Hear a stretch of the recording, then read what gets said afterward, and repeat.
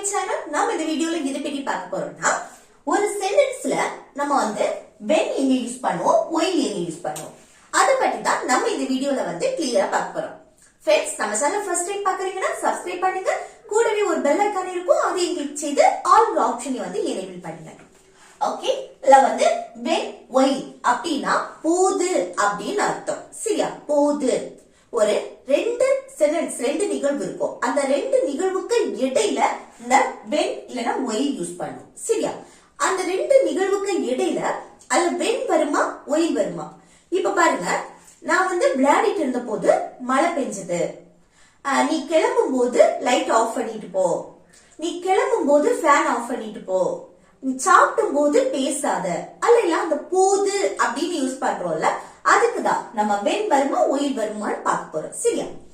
Okay, இல்ல first sentence பாருங்க. நான் சந்தையிலிருந்து வந்துட்டு இருந்த போது அவனை பார்த்தேன். நம்ம சொல்லுவோம்ல, நான் சந்தையிலிருந்து வந்துட்டு இருந்த போது அவனை பார்த்தேன். இது எப்படி சொல்லலாம் பாருங்க. இதுல ரெண்டு நிகழ்வுமே பாஸ்ட் முடிச்சு போன விஷயம் தான். நான் சந்தையிலிருந்து வந்துட்டு இருந்த போது, இது என்னது, பாஸ்ட்ல முடிஞ்ச விஷயம். ஆனா இந்த செயல் கண்டினியூஸா நடந்திருக்கு பாருங்க. வந்துட்டு இருந்த போது, ஓகே, வந்து கொண்டு இருந்த போதுன்னு அர்த்தம். சரியா? வந்துட்டு ஒரு செயல், இது கண்டினியூ பாஸ்ட்ல கண்டினியூஸா நடந்துட்டு இருக்கு. இன்னொரு செயலை பாருங்க, அவனை பார்த்தேன். இது ஷார்ட்டா முடிஞ்சிருக்கு. அப்போ இது என்னது, பாஸ்ட் கண்டினியூஸ் டென்ஸ். இந்த நிகழ்வு சிம்பிள் பாஸ்ட் டென்ஸ். புரியுதா? ஒரு விஷயம் கண்டினியூஸா பாஸ்ட்ல நடக்கு அப்படின்னா அது பாஸ்ட் கண்டினியூஸ் டென்ஸ்.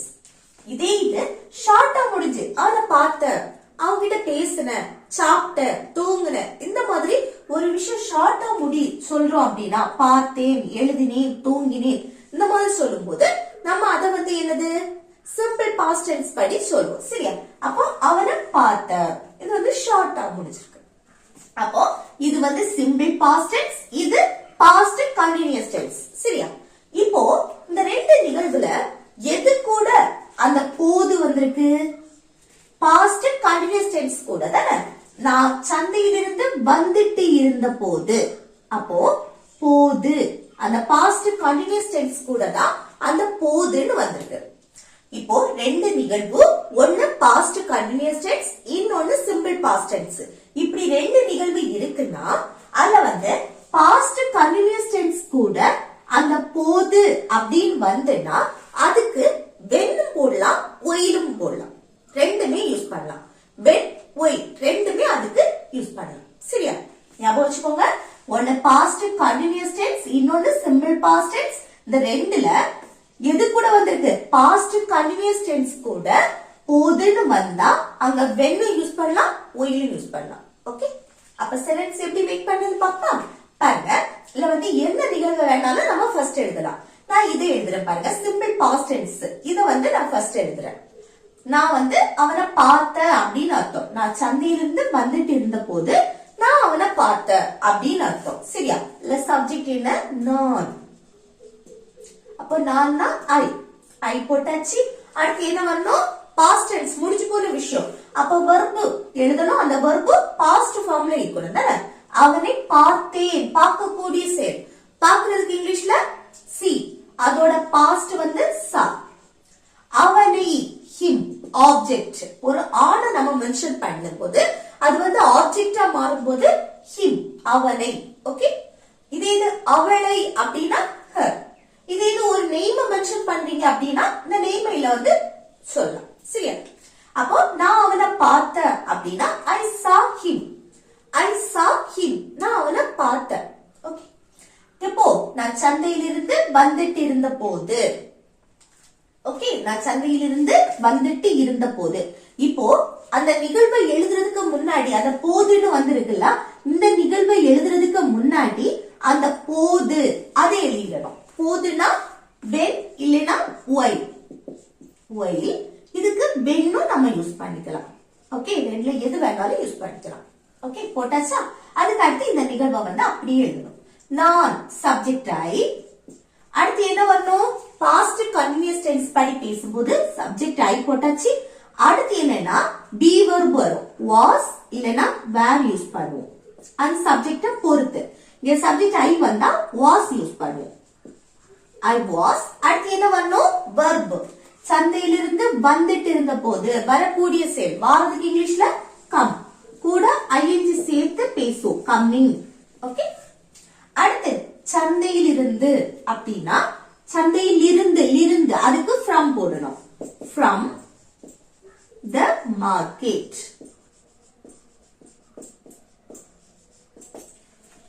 ஓகே. அப்போ நான் சந்தையிலிருந்து வந்துட்டு இருந்த போது நான் அவனை பார்த்தேன் அப்படின்னு சொல்றதுக்கு இது எப்படி சொல்லலாம்? I saw him while I was coming from the market. Okay? I saw him while I was coming from the market. இல்லைன்னு சொன்னா அந்த இடத்துல when யூஸ் பண்ணிக்கலாம். ஓகே. நெக்ஸ்ட் நாங்க விளையாடிட்டு இருந்த போது மழை பெஞ்சது. நம்ம சொல்றோம்ல நாங்க விளையாடிட்டு இருந்த போது மழை பெஞ்சது. இது எப்படி சொல்லலாம்? பாருங்க, நாங்க விளையாடிட்டு இருந்த போது இது ஒரு செட்டு, மழை பெய்தது அடுத்த செட்டு தானே. அப்போ இதுல வந்து ரெண்டு நிகழ்வு இருக்கு. ஒண்ணு வந்து என்ன? விளையாடிட்டு இருந்த போது, ரெண்டுமே பாஸ்ட். ஆனா இல்ல பாருங்க, விளையாடிட்டு இருந்த போது ஒரு செயல் கண்டினியூஸா நடந்திருக்கு. இன்னொரு செயல் என்னது? ஷார்ட், மழை பெஞ்சது. ஓகே. அப்போ இது வந்து பாஸ்ட் கண்டினியூஸ் டென்ஸ், இது என்னது? Simple past tense. அப்போ அந்த பாஸ்ட் கண்டினியூஸ் டென்ஸ் கூட தான் போதுன்னு வந்திருக்கு. அப்ப இதுக்கு வந்து வென்னு போடலாம், உயிரும் யூஸ் பண்ணலாம். அப்போ பாருங்க, இந்த சிம்பிள் பாஸ்ட் டென்ஸ் நான் ஃபர்ஸ்ட் எழுதுறேன். மழை பெஞ்சது. மழை பெஞ்சதுன்னு சொல்றதுக்கு நம்ம சப்ஜெக்டா இட் எடுப்போம். இட். அடுத்து என்ன வரணும்? மழை பெய்யறதுக்கு verb rain, கூட ed சேர்க்கணும். rained. ஓகே. it rained. மழை பெய்தது. இப்போ நாங்க விளையாடிட்டு இருந்த போது, அப்ப இந்த நிகழ்வை எழுதுறதுக்கு முன்னாடி போது எழுதணும். இங்க while இல்லைன்னா when யூஸ் பண்ணுவோம். ஓகே. அடுத்து என்ன? சப்ஜெக்ட் நாங்க. நாங்கன்னா we. அடுத்து என்ன வரணும்? be verb யூஸ் பண்ணணும் தானே. was இல்லனா were. இங்க சப்ஜெக்ட் be வந்திருக்கு. சோ நம்ம இங்க were யூஸ் பண்ணுவோம். were. அடுத்து என்ன வரணும்? verb. விளையாடிட்டு இருந்த போது விளையாடக்கூடிய செயல். விளையாடுறதுக்கு இங்கிலீஷ்ல play, கூட ing சேர்த்து பேசும். playing. ஓகே. அப்போ நாங்க விளையாடிட்டு இருந்த போது மழை பெஞ்சது அப்படின்னா it rained while we were playing. It rained while we were playing. Okay. Next, நான் கிரிக்கெட் பார்த்துட்டு இருந்த போது கரண்ட் போயிடுச்சு. நான் கிரிக்கெட் பார்த்துட்டு இருந்த போது என்னது? கரண்ட் போயிடுச்சு. இது எப்படி சொல்லலாம்? பாருங்க, நான் கிரிக்கெட் பார்த்துட்டு இருந்த போது, இதுவும் முடிச்சு போற விஷயம். ஆனா என்னது? பார்த்துட்டு இருந்த போது இந்த செயல் வந்து என்னது? பாஸ்ட்ல கண்டினியூஸா நடந்திருக்கு. Past continuous tense. இது பாருங்க, கரண்ட் போயிடுச்சு, இதுவும் முடிச்சு போற விஷயம். ஓகே. அப்ப இது என்னது? Simple past tense. அப்ப இது எப்படி சொல்றது? சிம்பிள் பாஸ்ட் டென்ஸ் ஃபர்ஸ்ட் எடுத்தோமா? கரண்ட் போயிடுச்சு அப்படின்னா the power went out ன்னு சொல்லலாம். the power went out. Okay. Current போயிடுச்சு அப்படின்னா the power went out. அடுத்து நெக்ஸ்ட் என்ன வரணும்? நான் வந்து கிரிக்கெட் பார்த்துட்டு இருந்த போது, அந்த போது அதுக்கு while இல்லைன்னா when யூஸ் பண்ணுவோம். அடுத்து என்ன? சப்ஜெக்ட் நான். நான்னா I. அதுக்கப்புறம் be verb யூஸ் பண்ணுவோம். was. I வந்தாச்சு, அதுக்கப்புறம் was தான் வரும். ஓகே. அடுத்து என்ன? கிரிக்கெட் பார்த்துட்டு இருந்த போது, அப்ப verb பார்க்கக்கூடிய செயல். பார்க்கிறதுக்கு இங்கிலீஷ்ல கிரிக்கெட் நம்ம பார்த்துட்டு இருக்கோம் அப்படின்னா அதுக்கு வந்து watch, கூட ing சேர்த்து பேசும். watching. அடுத்து என்ன? எதை பார்த்துட்டு இருக்கோம்? கிரிக்கெட். watching cricket. ஓகே. அப்ப நான் கிரிக்கெட் பார்த்துட்டு இருந்த போது கரண்ட் போயிடுச்சு. இது எப்படி சொல்லலாம்? the power went out while I was watching cricket. Okay, the power went out while I was watching cricket. Okay. அடுத்து நெக்ஸ்ட் பாருங்க, நான் டிவி பார்த்துட்டு இருந்த போது என் அக்கா வந்து டிவிய ஆஃப் பண்ணா, அணைச்சா அப்படின்னு சொல்லுவோம்ல. அப்ப நான் டிவி பார்த்துட்டு இருந்த போது இது வந்து பாஸ்ட்ல இந்த செயல் கண்டினியூஸா நடந்திருக்கு. டிவி பார்த்துட்டு இருந்த போது என் அக்கா வந்து என்னது? டிவிய ஆஃப் பண்ணா அப்படின்னு சொல்றோம். எப்படி சொல்றது? என் அக்கா டிவிய அணைத்தாள், ஆஃப் பண்ணா அப்படின்னா இது சிம்பிள் பாஸ்ட் டென்ஸ் நம்ம சொல்றது. அப்ப இந்த சென்டென்ஸ் ஃபர்ஸ்ட் எழுதுவோமா? அப்போ இல்ல சப்ஜெக்ட் என்னன்னா என் அக்கா. ஓகே. My sister.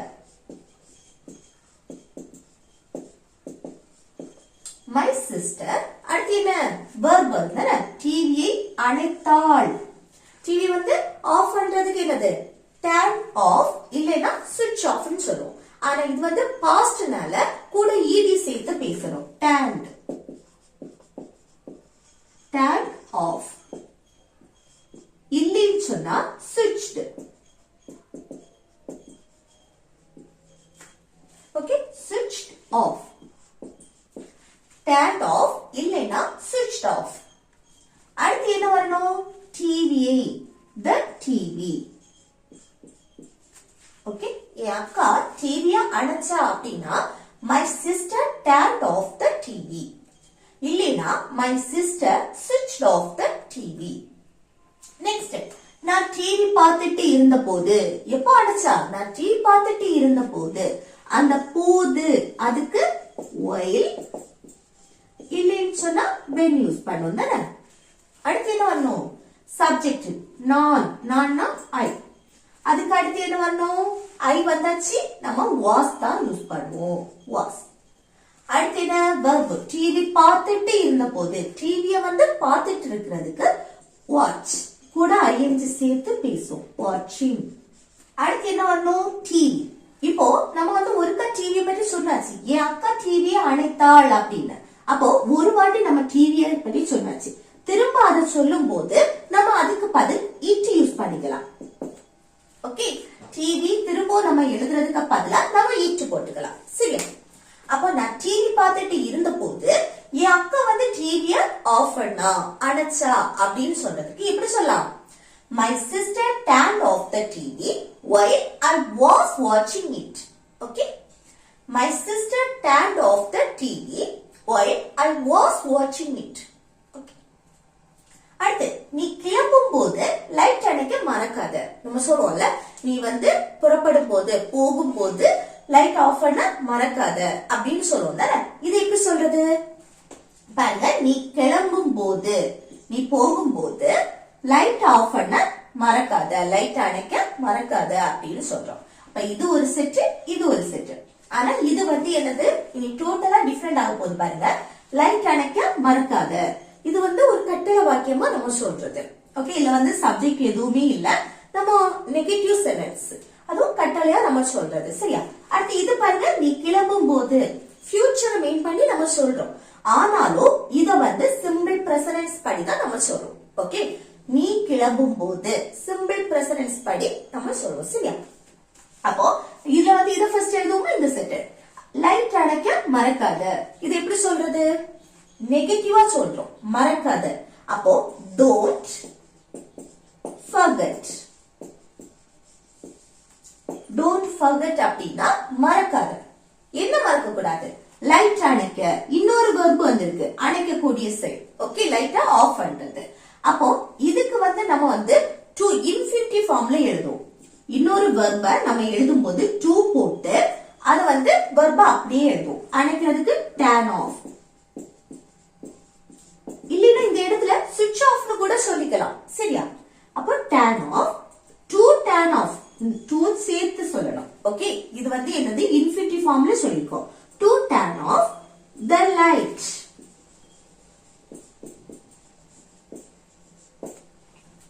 ஓகே, அப்ப லைட் அணைக்க மறக்காத அப்படின்னு சொல்றதுக்கு don't forget to turn off the light. don't forget to turn off the light. இல்லைன்னா switch off the light. Okay, don't forget to switch off the light. அடுத்து என்ன வரணும்? நீ கிளம்பும் போது. இப்போ இந்த சிம்பிள் பிரசன்ஸ் கூட அந்த போதுன்னு வந்திருக்கு. இத வந்து நம்ம when தான் யூஸ் பண்ணணும். அந்த போதுக்கு when யூஸ் பண்ணணும். இந்த இடத்துல will யூஸ் பண்ண கூடாது. சரியா? will யூஸ் பண்ணா அது கரெக்டா இருக்காது. இந்த இடத்துல இந்த சிம்பிள் பிரசன்ஸ் கூட அந்த போதுன்னு வருதுல்ல, அப்ப நம்ம வந்து when யூஸ் பண்ணா இது கரெக்டா இருக்கும். சரியா? when. அதுக்கு அடுத்து என்ன? நீ சப்ஜெக்ட் you.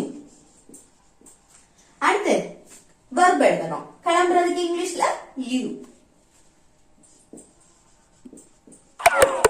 ஓகே, அப்போ நீ கிளம்பும் போது லைட் அணைக்க மறக்காத அப்படின்னு சொல்லும்போது இதை எப்படி சொல்லலாம்? don't forget to turn off the light when you leave. Okay, don't forget to turn off the light when you leave. Next, நீ வரும்போது மொபைல் கொண்டு வா. நம்ம சொல்லுவோம்ல நீ வரும்போது மொபைல் எடுத்துட்டு வா அப்படின்னு. இது எப்படி சொல்லலாம்? நீ வரும்போது மொபைல் கொண்டு வானா, நீ வரும்போது இது ஒரு செட்டு, மொபைல் கொண்டு வா அடுத்த செட்டு. இதுல வந்து என்னது சப்ஜெக்ட் கிடையாது. அடுத்து இங்க பாருங்க, நீ வரும்போது ஃபியூச்சரை மெயின் பண்ணாலும் இத வந்து சிம்பிள் பிரசன்ட் படி சொல்லுவோம். அதுல வந்து போதுன்னு வரும்போது வென் யூஸ் பண்ணு. சரியா? அப்ப பாருங்க, மொபைல் கொண்டு வா அப்படின்னா ஒரு கட்டளை வாக்கியம் நம்ம சொல்றோம், மொபைல் கொண்டு வா. அப்போ கொண்டு வரதுக்கு இங்கிலீஷ்ல என்னது? bring. கொண்டு வரதுக்கு bring. என்ன கொண்டு வரணும்? Mobile. the mobile. bring the mobile. Mobile கொண்டு வா அப்படின்னா bring the mobile. எப்போ? நீ வரும்போது. அப்ப இந்த இடத்துல அந்த போது அதுக்கு when. அடுத்து சிம்பிள் பிரசன்ட் படி எப்படி? நீ, நீனா you. அடுத்து வரதுக்கு இங்கிலீஷ்ல come. ஓகே? அப்ப நீ வரும்போது மொபைல் கொண்டு வா அப்படின்னா இது எப்படி சொல்லலாம்? bring the mobile when you come. Okay? bring the mobile when you come. அடுத்து நெக்ஸ்ட் பாருங்க, சாப்பிடும்போது பேசாத. நம்ம சொல்லுவோம்ல சாப்பிட்ட நேரம் பேசாத அப்படின்னு. இதை எப்படி சொல்லலாம்? சாப்பிடும்போது பேசாத அப்படின்னா இப்ப பாருங்க, சாப்பிடும்போது அதே நேரத்துல இன்னொரு செயல் நடக்குது. சாப்பிட்ட நேரத்துல இன்னொரு செயலும் நடக்குது. ஓகே, பேசக்கூடிய செயல். அப்போ ரெண்டு நிகழ்வு ஒரே நேரத்துல வந்து நடக்கு, கண்டினியூஸா நடக்கு. அப்போ அந்த ரெண்டு நிகழ்வையும் இணைக்கக்கூடிய அந்த போது அதுக்கு நம்ம ஒயில் யூஸ் பண்ணுவோம். ஓகே, ரெண்டு கண்டினியூஸ் நிகழ்வு, ரெண்டு நிகழ்வு ஒரே நேரத்துல நடக்கும் போது அதை இணைக்கக்கூடிய அந்த போதுக்கு ஒயில் யூஸ் பண்ணும். சரியா? சாப்பிடும் போது, சாப்பிடக்கூடியது அது கண்டினியூஸா கொஞ்ச நேரமா நடக்கும் தானே. அந்த சாப்பிட நேரம் பேசுறது என்னது? அந்த சாப்பிட்ட நேரம் ஃபுல்லா பேசிட்டே இருக்குது. அப்போ ரெண்டுமே ஒரே நேரத்துல நடக்கக்கூடிய செயல். அப்போ அந்த ரெண்டுமே, ரெண்டு செயல்கள் ஒரே நேரத்துல கண்டினியூஸா நடக்கு. அந்த ரெண்டையும் இணைக்கக்கூடிய அந்த போதுக்கு நம்ம இந்த இடத்துல ஒயில் யூஸ் பண்ணணும். சரியா? அப்போ சாப்பிடும் போது இது ஒரு செட்டு, பேசாத அது நெகட்டிவா சொல்றோம், பேசாத அப்படின்னு. அப்போ இது எப்படி சொல்றது? ஒரு கட்டளையா நம்ம சொல்றோம், பேசாத. அப்ப இங்க டோன்ட் டாக். டோன்ட் டாக் அப்படின்னா பேசாத அப்படின்னு அர்த்தம். எப்போ? சாப்பிடும் போது அந்த போது அதுக்கு ஒயில் யூஸ் பண்றோம். ஓகே, அடுத்து சாப்பிடுறதுக்கு ஈட் கூட ஐஎன்ஜி சேர்த்து பேசும். அந்த சாப்பிட்டது கொஞ்ச நேரம் கண்டினியூஸா நடக்கக்கூடிய விஷயம், சாப்பிடும் போது. அப்போ அந்த சாப்பிடும் போதுன்னா அந்த வெர்பு கூட ஐஎன்ஜி சேர்த்து பேசணும். சரியா? அப்போ don't talk while eating. Don't talk while eating. Okay, அடுத்து பாருங்க, சாப்பிடும் போது போன் பயன்படுத்தாத. அப்போ சாப்பிடக்கூடிய நேரம் இன்னொரு செயலும் நடக்குது. ஓகே, ரெண்டுமே சேம் டைம்ல நடக்கிறது. அப்ப ரெண்டையும் இணைக்கக்கூடிய அந்த போதுக்கு ஒயில் யூஸ் பண்ணுது. சாப்பிடும் போது போன் பயன்படுத்தாத. அப்ப இது எப்படி? போன் பயன்படுத்தாத அப்படின்னு சொல்றதுக்கு எப்படி சொல்றது? Don't use. பயன்படுத்தாத, டோன்ட் யூஸ். என்னது? Phone, your phone. இல்ல யுவர் மொபைல் கூட போட்டுக்கலாம். சரியா? அப்போ டோன்ட் யூஸ் யுவர் போன். போனை வந்து பயன்படுத்தாது. இப்போ சாப்பிடும் போது அந்த போது while, அடுத்து வர verb ing ஃபார்ம்ல இருக்கணும். சரியா? அப்போ சாப்பிடுறதுக்கு eat கூட ing சேர்த்து பேசும், eating. ஓகே, அப்ப சாப்பிடும் போது போன் பயன்படுத்தாத, போன் யூஸ் பண்ணாத அப்படின்னா don't use your phone while eating. Okay, don't use your phone while eating. அடுத்து பாருங்க, படிக்கும் போது என்ன தொந்தரவு செய்யாத. நம்ம சொல்லுவோம்ல படிக்கிற நேரத்துல என்ன தொந்தரவு செய்யாத. அப்போ படிக்கும் போது அதே நேரத்துல இன்னொரு செயலும் நடக்கு, தொந்தரவு செய்யறது. அப்ப ரெண்டு நிகழ்வும் ஒரே நேரத்துல நடக்கு. அப்ப என்ன? அந்த இடையில வராத போதுக்கு ஒயில் யூஸ் பண்ணுங்க. அப்போ படிக்கும் போது இது ஒரு செட்டு, என்ன தொந்தரவு செய்யாத அடுத்த செட்டு. அப்ப என்ன தொந்தரவு செய்யாத இது எப்படி சொல்லுவோம்? பாருங்க, செய்யாதே நெகட்டிவ். டோன்ட். டோன்ட். அடுத்து தொந்தரவுக்கு டிஸ்டர்ப். அப்ப டோன்ட் டிஸ்டர்ப் அப்படின்னா தொந்தரவு செய்யாத. என்னை, மீ. அப்ப என்ன தொந்தரவு செய்யாதேனா don't disturb me. Don't disturb me. எப்போ? படிக்கும் போது அந்த போது ஒயில், ஒயிலுக்கு அடுத்து வர verb ing ஃபார்ம்ல வருது. அப்ப படிக்கிறது, படிக்கிறதுக்கு இங்கிலீஷ்ல ஸ்டடி, அது ing ing ஃபார்ம்ல எழுதுவோம். சரியா? while studying. அப்ப படிக்கும் போது என்ன தொந்தரவு செய்யாத அப்படின்னா don't disturb me while studying. don't disturb me while studying. Okay. Next, நீ கிளம்பும் போது ஃபேன் ஆன. நம்ம சொல்லுவோம்ல, நீ கிளம்புற நேரம் என்னது? ஃபேன் ஆன. அப்ப நீ கிளம்பும் போது நம்ம வந்து ஃபியூச்சரை மெயின் பண்ணி நம்ம சொல்றோம் தானே, இல்ல சப்ஜெக்ட் வந்துருக்கு. அப்போ நீ கிளம்பும் போது ஃபேன் ஆன அப்படின்னு சொல்றோம். இதை எப்படி சொல்லலான்னு கமெண்ட் பாக்ஸ்ல கமெண்ட் பண்ணுங்க. இது வந்து ஹோம்வொர்க். சரி? ஓகே ஃப்ரெண்ட்ஸ், இந்த வீடியோ உங்களுக்கு பிடிச்சிருந்தா லைக் பண்ணி, ஷேர் பண்ணி, கமெண்ட் பண்ணுங்க. Okay, thank you.